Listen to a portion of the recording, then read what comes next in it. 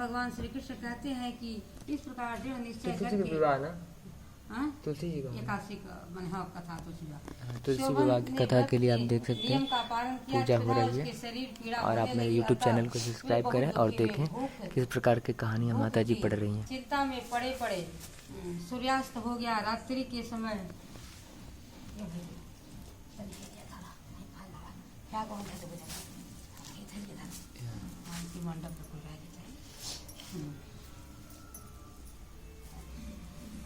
सूर्यास्त के समय पालन किया, क्षुधा से उसके शरीर की पीड़ा होने लगा, अतः वे बहुत दुखी हुए, भूख की चिंता में पड़े पड़े सूर्यास्त हो गया। रात्रि आई तो हरि पूजा परायण तथा जागरण में आसक्त वैष्णव मनुष्यों का हर्ष बढ़ाने वाली थी, परंतु वही रात्रि में सोहन के लिए अत्यंत दुखदायिनी हुई। सूर्योदय होते होते उसका प्राणांत हो गया। राजा मुकुंदचंद को राजोचित काष्ठों से शोभन का दाह संस्कार करवाया। चंद्रभागा पति का पारलौकिक कर्म करके पिता के ही घर रहने लगी। द्विप्रश्रेष्ठ रमा नाम की एकादशी के व्रत के प्रभाव से शोभन मंदराचल के शिखर पर बसे हुए परम रमणीय देवपुर को प्राप्त हुआ। वहां शोभन द्वितीय कुबेर की भांत शोभा पाने लगा। राजा मुकुंदचंद के नगर में शोभ शर्मा नाम से विख्यात एक ब्राह्मण रहते थे। वे तीर्थ यात्रा के प्रसंग से घूमते हुए कभी मंदराचल पर्वत पर गए, वहां उन्हें शोभन दिखाई दिए। राजा के दामाद को पहचान कर वे उसके समीप गए। शोभन भी उस समय दिव्य श्रेष्ठ सोम शर्मा को आया जाना शीघ्र ही आसन से उठकर खड़े हो गए और उन्हें प्रणाम किया। फिर क्रमशः अपने ससुर राजा मुकुंदचंद का प्रिय पत्नी चंद्रभागा तथा समस्त नगर के में कुशल समाचार पूछा। शोभन शर्मा ने कहा, राजन, यहाँ सबकी कुशल है। यहाँ तो अद्भुत आश्चर्य की बात है। ऐसा सुंदर और विचित्र नगर तो कहीं किसी ने देखा भी नहीं है। बताओ तो सही, तुम्हें इस नगर की प्राप्ति कैसे हुई? शोभन बोले, द्विजित, कार्तिक के कृष्ण पक्ष में जो रमा नाम की एकादशी होती है, उसी का व्रत करने से मुझे ऐसे नगर की प्राप्ति हुई। उमर की चल गया मंदराचल पर। ब्राह्मण, मैंने श्रद्धाहीन होकर उस उत्तम व्रत का अनुष्ठान किया था, इसलिए मैं ऐसा मानता हूँ कि यह नगर सदा स्थिर रहने वाला नहीं है। आप मुकुंदचंद की सुंदरी कन्या चंद्रभागा से यह सारा वृतांत कहिएगा। शोभन की बात सुनकर सोम शर्मा ब्राह्मण मुकुंदचंद के यहाँ गए और वहाँ चंद्रभागा के सामने उन्होंने सारा वृतांत का सुना। सोम शर्मा बोले, सुबह मैं तुम्हारे पति को प्रत्यक्ष देखा है तथा इंद्रपुरी के समान उनकी दोवर्त नगर का भी अवलोकन किया है। वे उसे स्थिर बताते हैं, तुम उसको स्थिर बताओ। चंद्रभागा ने कहा ब्राह्मण से, मेरे मन में पति के दर्शन की लालसा लगी हुई है, आप मुझे वहां ले चलिए। मैं अपने व्रत के पुण्य से उस नगर को स्थिर बनाऊंगी। भगवान श्री कृष्ण कहते हैं, राजन, चंद्रभागा की बात सुनकर सोम शर्मा उसी को साथ ले मंदराचल पर्वत के निकट वामदेव मुनि के आश्रम पर गए। वहां ऋषि ने मंत्र की शक्ति तथा एकादशी सेवन से प्रभाव से चंद्रभागा का शरीर दिव्य हो गया तथा उसके दिव्य गति की प्राप्त कर ली। इसके बाद वह पति के समीप गई। उस समय उसके नेत्र हर्ष उल्लास से खिल रहे थे। अपने प्रिय पत्नी को आए देखकर शोभन को बड़ी प्रसन्नता हुई। उन्होंने उसे बुलाकर अपने वाम भाग में सिंहासन पर बिठा। तदनंतर चंद्रभागा ने हर्ष से भरकर अपने प्रियतम से यह प्रिय वचन कहा, नाथ, मैं हित की बात कहती हूँ।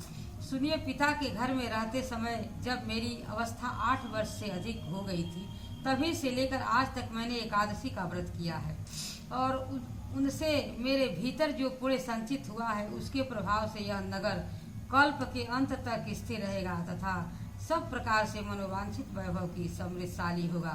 निश्चय इस प्रकार रमा व्रत के प्रभाव से चंद्रभागा दिव्य भोग, दिव्य रूप, दिव्य आभरण से विभूषित होकर अपने पति के साथ मंदराचल के शिखर पर विहार करती रही। राजन, मैंने तुम्हारे समक्ष रमा एकादशी का व्रत का वर्णन किया। अब चिंतामणि तथा कामधेनु के समान सब मनोरथों को पूर्ण करने वाली मैंने दोनों पक्षों की एकादशी व्रतों का पालन करने का महत्व बताता हूँ। अनहार का जोर का दोनों का। जैसे कृष्ण पक्ष की एकादशी है, वैसे ही शुक्ल पक्ष की भी एकादशी होती है। उनमें भेद नहीं करना चाहिए। जैसे सफेद रंग की गाय हो या काले रंग की गाय हो, दोनों का दूध एक ही समान होता है। इसी प्रकार दोनों पक्षों की एकादशी समान फल देने वाली है। जो मनुष्य एकादशी व्रतों की महात्मा को सुनता है वह सब पापों से मुक्त हो श्री विष्णु लोक में प्रतिष्ठित होता है। तो युधिष्ठिर ने पूछा, श्री कृष्ण मैंने आपके मुख से रमा का यथार्थ सामर्थ्य सुना। मानद अब कार्तिक शुक्ल पक्ष में जो एकादशी होती है उसकी महिमा बताइए। भगवान कृष्ण बोले, राजन कार्तिक शुक्ल पक्ष में जो एकादशी होती है उसका जैसा वर्णन लोकस्थ था ब्रह्मा जी ने नारद जी से किया था वही मैं तुमसे बताता हूँ। नारद जी ने कहा, पिताजी जिसके धर्म कर्म की प्रवृत्ति कराने वाले भगवान गोविंद जागते हैं उस प्रबोधनी एकादशी का महात्मा बतलाइए। ब्रह्मा जी बोले, मुनिश्रेष्ठ प्रबोधनी का महात्मा पाप का नाश, पुण्य की वृद्धि तथा उत्तम बुद्धि वाले पुरुषों को मुक्त प्रदान करने वाली है। समुद्र से लेकर सरोवर तक जितने भी तीर्थ हैं वे सभी अपने महात्मा की अब तभी तक गर्जना करते हैं जब तक कि कार्तिक मास के में भगवान विष्णु की प्रबोधनी तिथि नहीं आती है। प्रबोधनी एकादशी को एक ही उपवास कर लेने से मनुष्य 1000 अश्वमेध यज्ञ और 100 राजसूय यज्ञ का फल प्राप्त कर लेता है। बेटा, जो दुर्लभ है, जिसकी प्राप्ति असंभव है तथा जिसे त्रिलोकी के में किसी ने भी नहीं देखा है, ऐसी वस्तु के लिए वियाचना करने वाले प्रबोधनी एकादशी उसे देती है। भक्ति पूर्वक उपवास करके मनुष्यों को हरि बोधनी एकादशी ऐश्वर्य संपत्ति उत्तम वृद्धि राज्य तथा सुख प्रदान करती है। मेरु पर्वत के समान जो बड़े बड़े पुण्य पाप हैं उन सबको इस पाप नाशनी प्रबोधनी एक ही उपवास में भस्म कर देती है। पहले के हजारों जन्मों से जो पुण्य प्राप्त किए गए हैं उन्हें प्रबोधनी की रात्रि में जागरण से रुई के ढेर के समान भस्म कर डालता है। जो लोग प्रबोधनी एकादशी का मन से ध्यान करते हैं तथा जो इनके व्रत का अनुष्ठान करते हैं उनके पितर नरक में से भी छुटकारा पाकर भगवान विष्णु के परम धाम को चले जाते हैं। ब्राह्मण अश्वमेध आदि यज्ञों से भी जिस फल की प्राप्ति कठिन है वह प्रबोधनी एकादशी के जागरण करने से अनायास ही मिल जाती है। संपूर्ण तीर्थों में नहाकर स्वर्ण को पृथ्वी दान करने से जो फल मिलता है वह श्री हरि के नियमित जागरण करने मात्र से मनुष्य प्राप्त कर लेता है। जैसे मनुष्य के लिए मृत्यु अनिवार्य है उसी प्रकार धन संपत्ति भी क्षण भंगुर है। ऐसा समझकर एकादशी का व्रत करना चाहिए। तीनों लोक में जो कोई भी तीर्थ संभव है वे सब प्रबोधनी एकादशी का व्रत करने से मनुष्य के घर मौजूद रहते हैं। कार्तिक में हरि प्रबोधनी एकादशी पुत्र तथा पौत्र प्रदान करने वाली है। जो प्रबोधनी को उपवास करता है वही ज्ञानी है, वही जोगी है, वही तपस्वी, वही जितेंद्री है तथा उसी को भोग और मोक्ष की प्राप्ति है। बेटा, प्रबोधनी एकादशी को भगवान विष्णु के उद्देश्य से मानव जो स्नान दान जप होम करता है वह सब अच्छा ही होता है। जो मनुष्य स्थिति को उपवास करके भगवान माधव जी के भक्ति पूर्वक पूजा करते हैं वे 100 जन्मों के पापों से छुटकारा पा जाते हैं।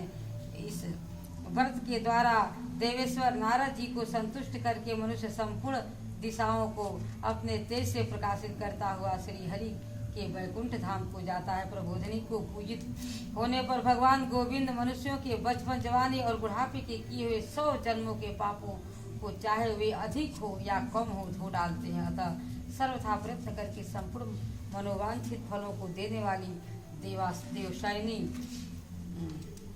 जनार्दन की उपासना करनी चाहिए। बेटा नारद, जो भगवान विष्णु के भजन में तत्पर होकर कार्तिक के पराये अन्न का त्याग करता है तथा चंद्रायण व्रत का फल पाता है, जो प्रतिदिन शास्त्रीय चर्चा से मनोरंजन करते हुए कार्तिक मास में व्यतीत करता है, वह अपने संपूर्ण पापों को जला डालता है और 10,000 यज्ञों का फल प्राप्त करता है। कार्तिक मास में शास्त्रीय कथा के कहने सुनने से भगवान मधुसूदन को जैसा संतोष होता है वैसा उन्हें ज्ञान दान अथवा जप आदि से भी नहीं होता है। जो शुभ कर्म परायण पुरुष कार्तिक मास की इस एक या आधा श्लोक का भी भगवान विष्णु के समक्ष बाँचते हैं उन्हें 100 गौदान का फल मिलता है। महामुनि, कार्तिक में भगवान केशव के सामने शास्त्र का स्वाध्याय तथा श्रवण करना चाहिए।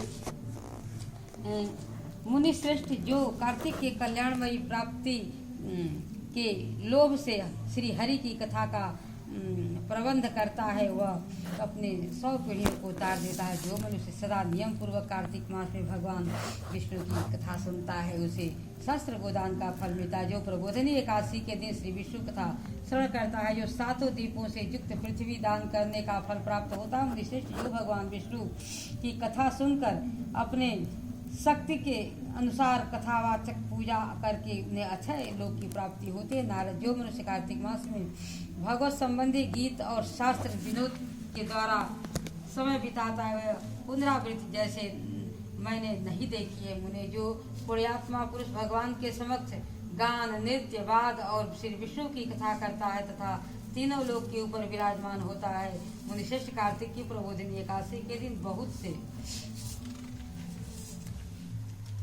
फल, फूल, कपूर, अगर, चंदन, कुमकुम के द्वारा श्री हरि की पूजा करनी चाहिए। एकादशी आने पर धन की कंजूसी नहीं करनी चाहिए, क्योंकि उस दिन दान आदि करने से असंख्य पुण्य की प्राप्ति होती है। प्रबोधिनी को जागरण के समय शंख से जल लेकर फल तथा नाना प्रकार के द्रव्यों के द्वारा श्री जनार्दन भगवान को अर्घ देना चाहिए। संपूर्ण तिथियों में स्नान करने से तथा सब प्रकार के दान देने से जो फल मिलता है वही प्रबोधिनी एकादशी के अर्घ देने से करोड़ों गुना प्राप्त होता है। देवर से अर्घ्य के पश्चात भोजन, आच्छादन और दक्षिणा आदि के द्वारा भगवान विष्णु की प्रसन्नता के लिए गुरु की पूजा करनी चाहिए। जो मनुष्य उस दिन श्रीमद् भागवत की कथा सुनता है तथा उसका पुराण पाठ करता है उसे एक अक्षर पर कपिला दान का फल मिलता है। मुनिश्रेष्ठ, कार्तिक में जो मनुष्य अपनी शक्ति के अनुसार शास्त्रोक्त तिथि से वैष्णव व्रत एकादशी का पालन करता उसे मुक्ति अविचल है। केतकी के एक पत्ते से पूजित होने पर भगवान गरुड़ ध्वज 1000 वर्ष तक अत्यंत तृप्त रहते हैं। देवर से, जो अगस्त के फूल से भगवान जनार्दन की पूजा करता उसे दर्शन मात्र से नरक की आग बुझ जाती है। बस, जो कार्तिक में भगवान जनार्दन की तुलसी के पत्र से और पुष्प अर्पण करते हैं उनका जन्म भर का किया हुआ सारा पाप भस्म हो जाता है। मुने, जो प्रतिदिन दर्शन, स्पर्श, ध्यान, नाम, कीर्तन, स्तवन, अर्पण, सेवन, नित्य पूजन तथा नमस्कार के द्वारा तुलसी के वन प्रकार की भक्ति करते हैं, जो वे कोटि शास्त्र युगों के पुण्य का विस्तार करते हैं। नारद, सब प्रकार के फूलों और पत्तों को चढ़ाने से जो फल होता है वह कार्तिक मास में तुलसी की एक पत्ती से मिल जाता है। कार्तिक आया देखकर प्रतिदिन नियम पूर्वक तुलसी के कोमल पत्तों से भगवान विष्णु और जनार्दन की पूजा करनी चाहिए। 100 यज्ञों द्वारा देवताओं का अजय करने और अनेक प्रकार के दान देने से जो पुण्य होता है वह कार्तिक मास में तुलसी दल से केशव की पूजा करने से प्राप्त है। बोलो एकादशी माता की जय। अब तुलसी का सुना दी कथा। हाँ, बोलो बोलो बोलो।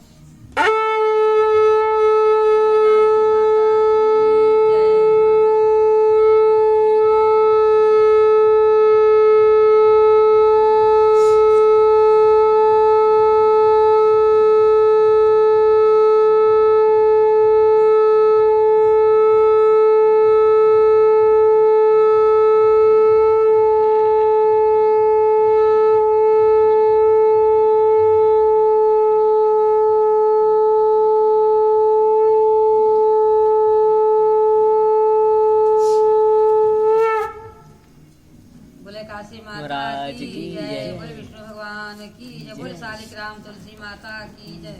लगलो 80 से करे तन अभी बराबर रोकले रहती।